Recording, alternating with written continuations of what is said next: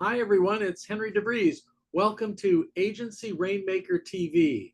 This is where we help agency owners, advertising, direct marketing, PR, make it rain, business development, bring in more leads. And I have a longtime collaborator and buddy, Rhonda Sher. Rhonda, it's so great to have you here today.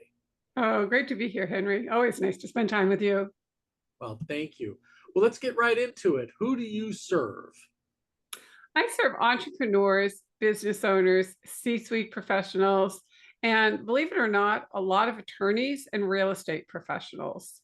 Ah, so professionals. So that works right in with our agency leaders and agency owners. So great.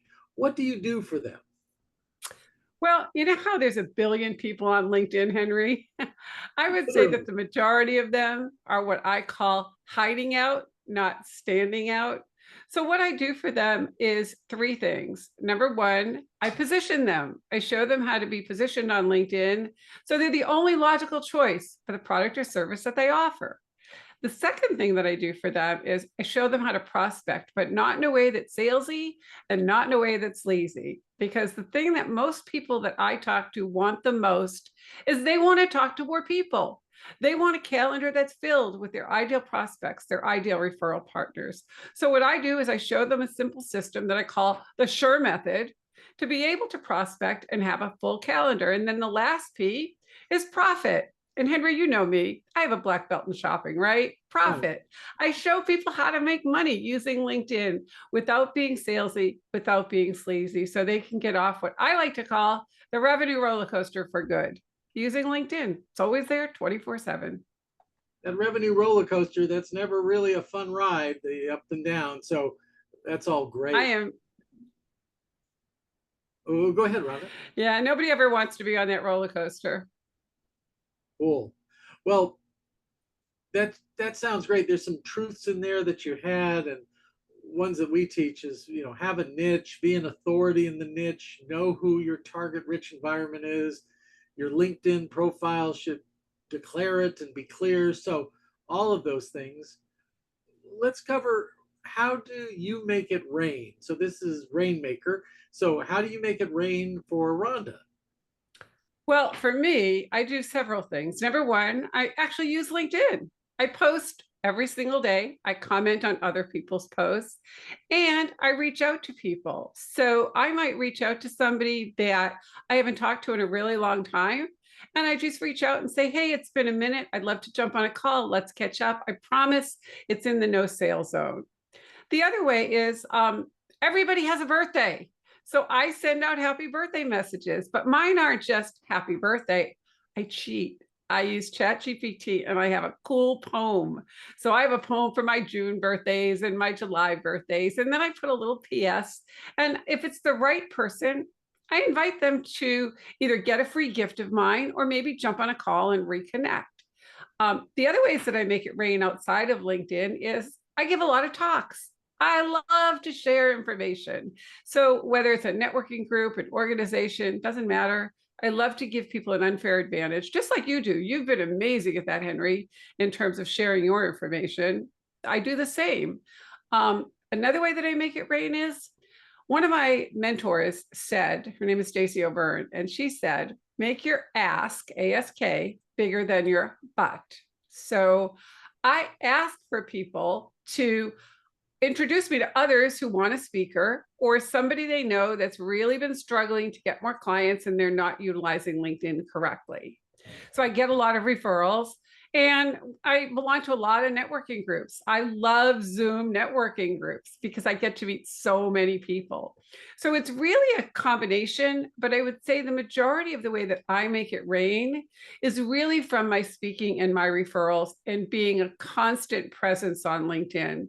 Because if you're out of sight, you're out of mind. And I want to stay top of mind. So I put really funny, interactive posts up there. And once in a while, I'll even tag those people that I want to attract. And I comment consistently on at least 10 to 15 people every single day on their posts. So that's how I make it rain. How much time do you spend on LinkedIn on a daily basis, Rhonda? Um, I spend about if I'm not working for a client and I'm just doing my own prospecting, I spend about an hour a day.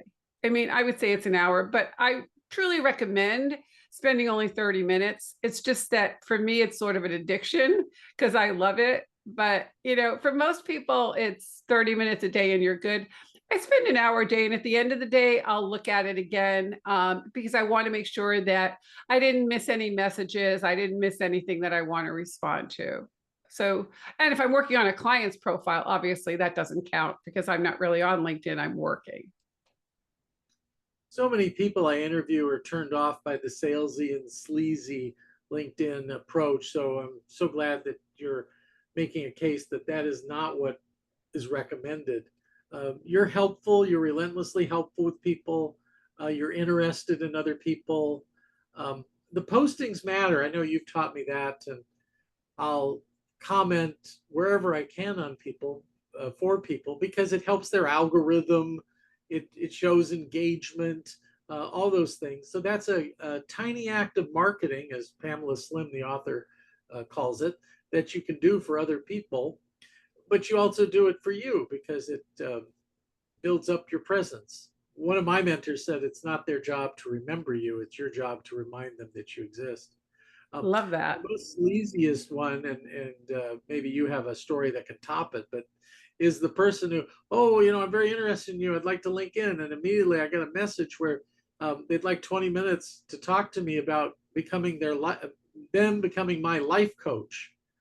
And I said, Oh, well, yeah. you have to buy me dinner first before you become my life coach. Um, so there's people out there. One person told me he recommends being friendly, but just saying, so what's your business model? Let's be real. Let's play. If you're contacting me because you hope I'm interested in life coaching, then let's just be upfront and share that. But what's your view on getting the conversation going and developing it? I think the thing that you want to do, and a lot of people don't do this, is actually read somebody's profile. The other day, I saw a post that I really related to, and it was about posting, believe it or not. So I looked at the guy's profile, and in his headline, it was kind of interesting. He said, husband, father, random acts of kindness, whatever. And so I wrote him a note. I sent him a connection message, and I just said, hey, Michael, loved your recent post about LinkedIn, dot, dot, dot. Like you, I'm also a mom, I'm a wife, and I love random acts of kindness. Would it make sense for us to connect? And he wrote back and actually said, yours was one of the best connection requests I've seen. Thanks so much for actually reading my profile. So the next thing that I did was I went on to his post and I wrote a thoughtful comment to his post. And then I sent him a message and I said, Michael, would it be okay if I shared your post with my network? I think they could really benefit from the words of wisdom that you put out there. So I did a repost and said, oftentimes I come across something that's worth sharing with my network.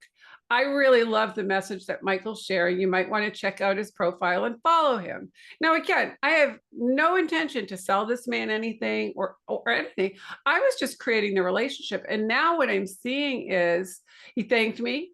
And we're now starting to have conversations. Now, eventually that might lead to something where he might know of a group he can introduce me to, whatever. But that was not my intention. My intention was actually to do a random act of recognizing someone, making a real connection, and then promoting him for no reason other than the fact that I love what he's doing. It's really moral, it's ethical, and he just wants to share good stuff. So that's what I do. And I try to do that at least a few times a week where I recognize somebody for just putting out great information and creating a relationship with them. You never know where it's going to go. Never know.